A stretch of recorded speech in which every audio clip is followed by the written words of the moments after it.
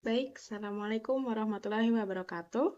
Baik, di sini saya akan menyampaikan presentasi saya tentang kisi-kisi UKK atau PSAS, yaitu penilaian sumatif akhir semester dalam mata pelajaran bahasa Inggris untuk kelas 11. Di sini saya membuat kisi-kisi menggunakan Anderson Taxonomy dalam tingkatan C3, C4, dan C5. Berikut kisi-kisinya berisikan nomor, sikap, standar kompetensi, materi pokok, indikator soal, bentuk soal, dan nomor soal. Sini saya akan membahas tentang multiple choice dahulu, tentang bentuk soal yang berupa multiple choice. Di sini ada standar kompetensinya, yaitu menemukan informasi rinci yang tersurat maupun tersirat dari dialog comprehension terkait asking and giving opinion. Di sini sudah terjelas, jelas, yaitu materi pokoknya adalah asking and giving opinion.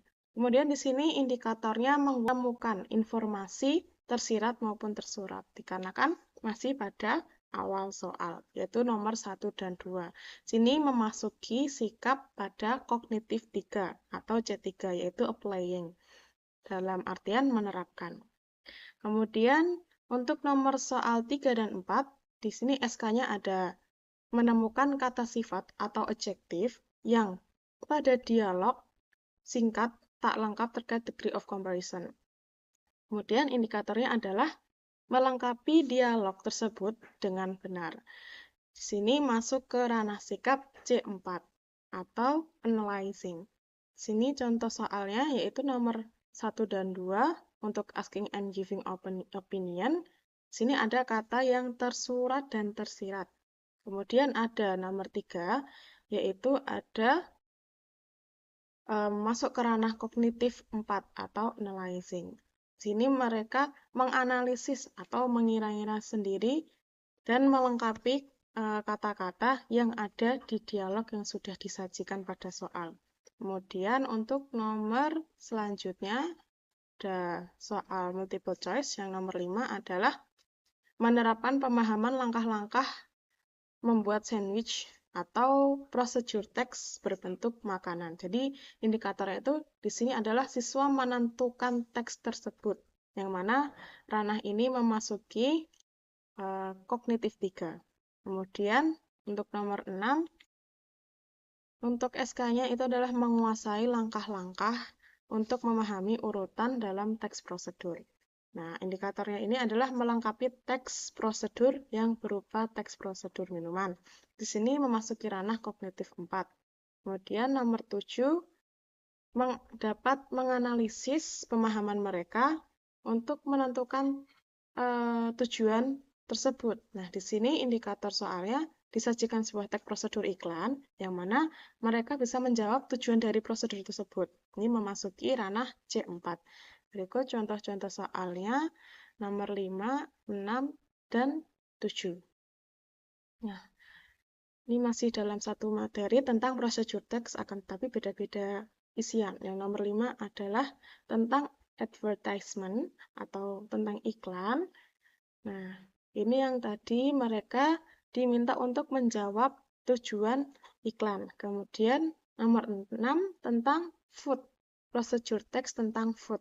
Nah, kemudian ini nomor 7 tentang prosedur teks tentang minuman.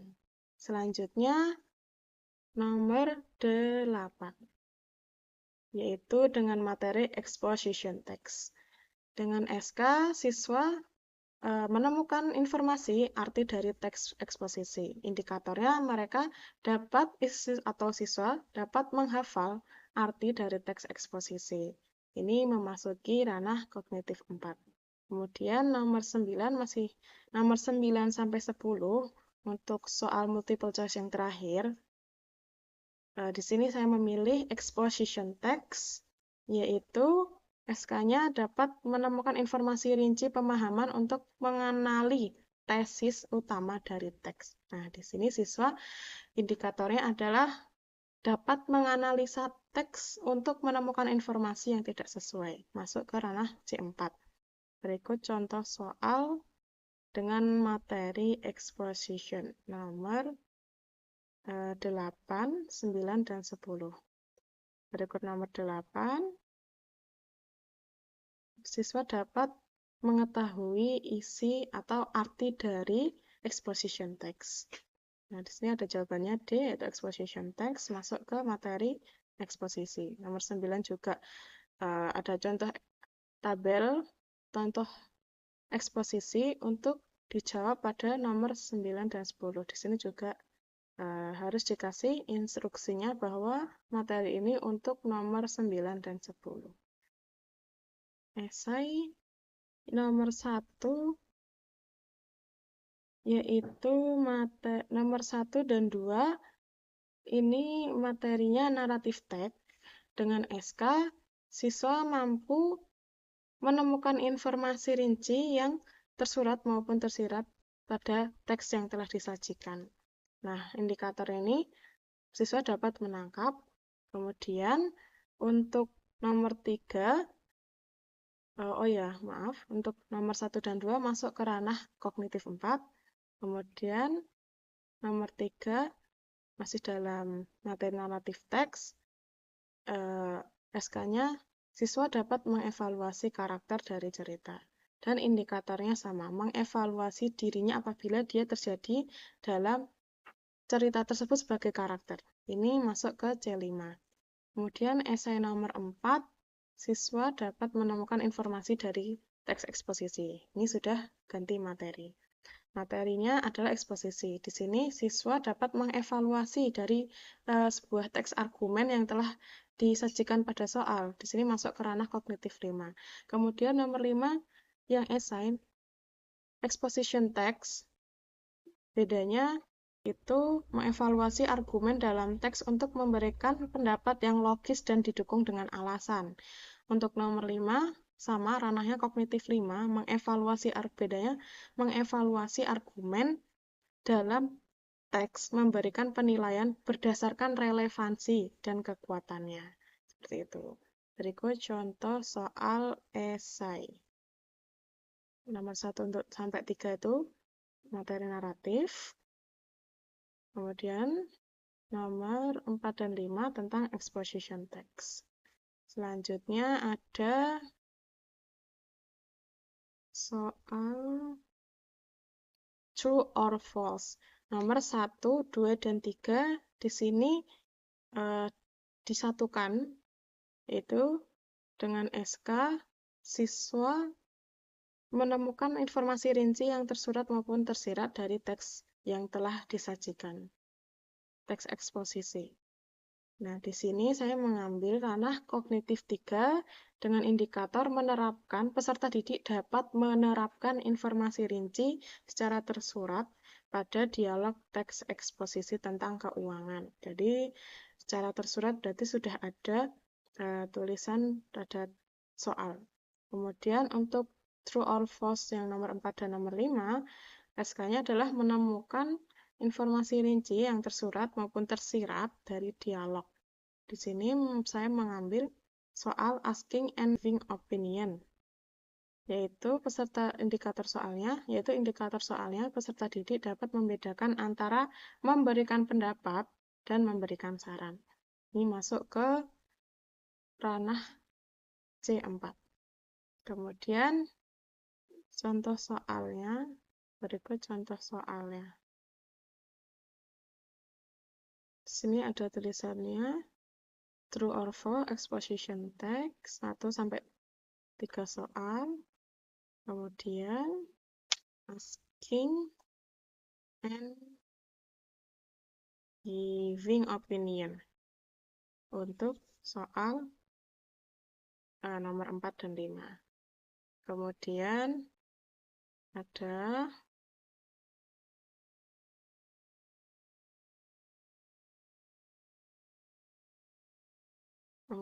untuk soal fill in the blank.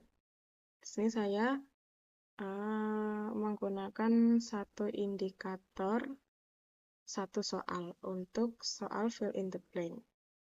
Dengan materi 1 sampai 3 sama, yaitu materi recount text, nomor 4 materi procedure text, nomor 5 exposition text.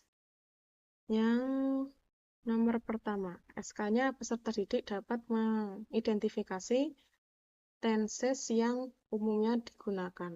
Indikatornya, siswa dapat atau peserta didik dapat melengkapi tenses yang sesuai. Masuk ke kognitif 4. Kemudian, nomor 2, siswa atau peserta didik dapat menentukan kalimat dengan tujuan yang tepat. Masuk ke C3. Nomor 3, indikatornya disajikan rekonteks. Peserta didik dapat melengkapi kalimat dengan pola yang benar. Ini masuk ke ranah C4. Nomor 4 itu procedure text. Ini siswa SK-nya peserta didik dapat menerapkan pemahaman mereka tentang prosedur teks berdasarkan teks untuk melengkapi langkah-langkah yang hilang. Indikatornya menentukan teks prosedur. Masuk ke ranah C3. Nomor 5, fill in the blank. Untuk soal fill in the blank, SK-nya siswa dapat menganalisis informasi dari eksposisi. Jadi, indikatornya sudah jelas menganalisis sebuah arti teks eksposisi. Masuk ke C4. Ini bentuk soal fill in the blank. Berikut bentuk soal fill in the blank. Di nomor 1-3 ada rekonteks. Seperti ini. Kemudian ada nomor 4 procedure text. Dan nomor 5 teks eksposisi. Kemudian yang terakhir tentang soal matching type. Jadi isi kisi-kisi matching type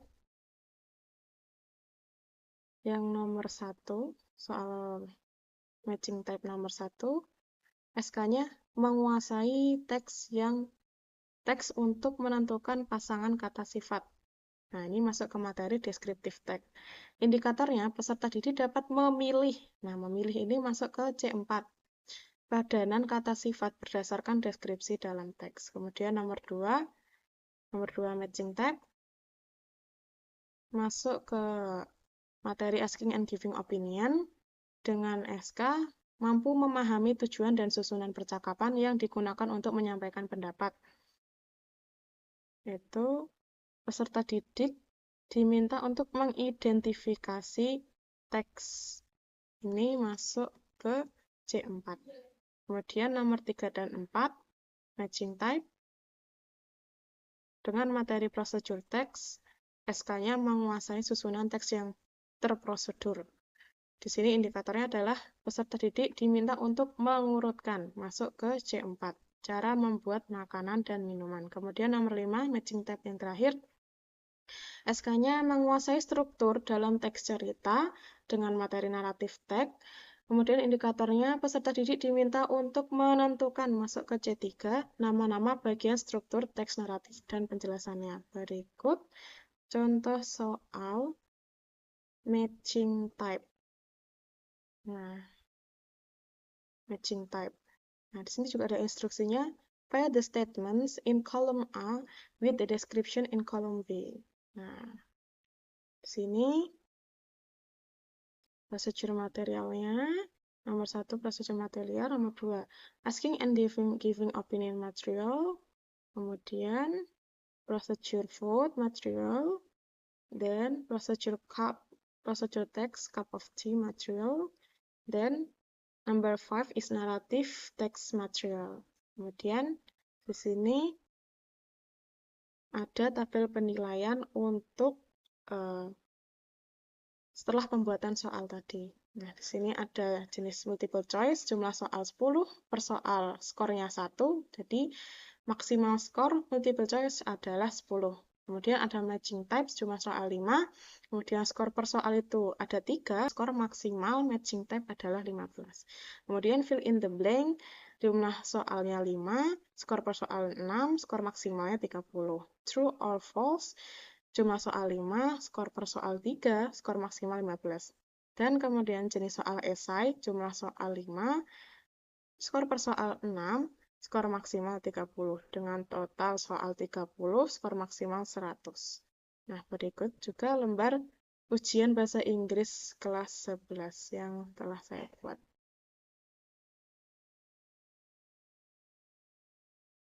Nah, baik, mungkin cukup sekian presentasi dari saya tentang kisi-kisi kelas 11 untuk UKK. Banyak salah dan kurangnya, saya mohon maaf. Wassalamualaikum warahmatullahi wabarakatuh. Terima kasih.